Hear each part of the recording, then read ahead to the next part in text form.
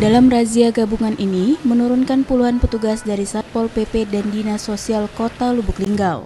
Dalam penertiban ini, sempat terjadi kejar-kejaran ketika petugas hendak menangkap mereka di sejumlah titik, yaitu mulai dari kawasan pertokoan Pasar Impres, sepanjang Jalan Jenderal Sudirman, hingga Jalan Jenderal Ahmad Yani, Kota Lubuk Linggau.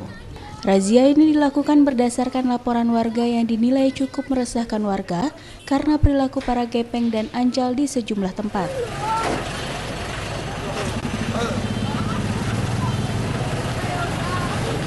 Menurut Junaidi, Kasih Rehabilitasi Dinsos Lubuk Linggau, dalam razia ini sebanyak 11 orang gepeng dan anjal terjaring dan 4 diantaranya pengemis usia anak-anak.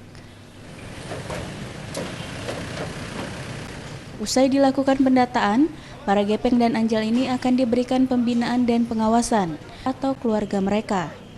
Jika nantinya dalam razia selanjutnya masih kedapatan, maka pihaknya akan melakukan rehabilitasi dinsos yang ada di Kota Palembang. Gelandangan dan pengemis, anak jalanan, ketertiban kota lah, dalam meresahkan.